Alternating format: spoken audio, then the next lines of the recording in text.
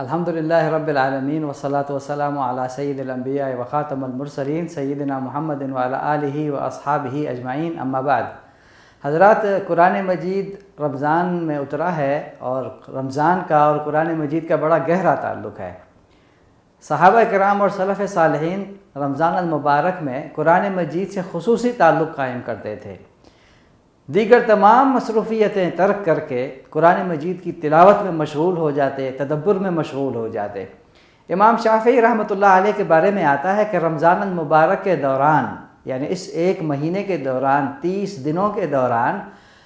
امام شافعی رحمۃ اللہ علیہ 60 مرتبہ قرآن مجید ختم کرتے تھے، یعنی مکمل طور پر پڑھتے تھے۔ اسی طرح سے امام احمد بن حنبل رحمۃ اللہ علیہ کے بارے میں ہمیں ملتا ہے کہ سارے کام چھوڑ کے،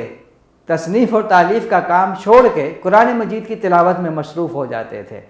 اسی طرح سے حضرت مالک رحمۃ اللہ علیہ کے بارے میں ہمیں ملتا ہے کہ وہ فتویٰ دینے اور درس و تدریس میں اور فتویٰ دینے سے رک جاتے تھے اور قرآن مجید کی تلاوت میں مصروف ہو جاتے اور فرماتے کہ رمضان قرآن مجید کا مہینہ ہے۔ سلف صالحین میں سے کسی کی وفات کا وقت آیا تو ان کے بچے ان کے سرہانے بیٹھے رو رہے تھے۔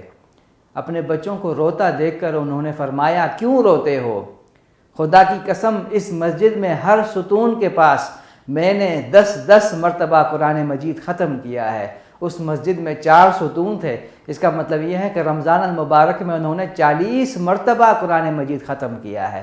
حضرت، یہ وہ مقدس اور محترم کتاب ہے جسے ہم بہت چومتے ہیں، بڑا مقدس سمجھتے ہیں، لیکن ہم ہی ہیں جو اس کتاب کے ساتھ سب سے زیادہ ظلم کرنے والے ہیں۔ ہم اس کتاب کو نہ پڑھتے ہیں، نہ اس کتاب کو سمجھتے ہیں، نہ اس کتاب کو یاد کرنے کی کوشش کرتے ہیں، نہ ہی اس کتاب پر عمل کرنے کی کوشش کرتے ہیں،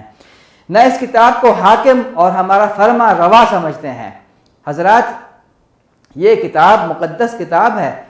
اس کتاب کے ساتھ تعلق جوڑیں، اس کتاب کے ساتھ رشتہ جوڑیں، اور پھر رسول اکرم صلی اللہ علیہ وسلم کے ایک حدیث کو میں آپ کے سامنے رکھنے جا رہا ہوں، اس حدیث کو سمجھیں اور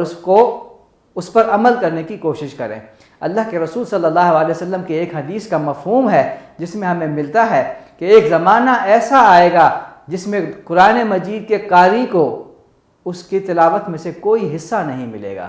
یعنی صرف تلاوت کرے گا لیکن اس کی تلاوت اس کے حلق سے نیچے نہیں جائے گی، اس کی فیوز اور برکات سے وہ مستفید نہیں ہوگا۔ اسی وجہ سے جو حال آج ہمارا ہے کہ ہم قرآن مجید کو پڑھتے ہیں لیکن اس کو سمجھتے نہیں ہیں، تو ہمیں اس مہینے میں قرآن مجید کے ساتھ رشتہ جوڑنا چاہیے، اس قرآن کے ساتھ رشتہ جوڑنا چاہیے، کوشش کرنی چاہیے کہ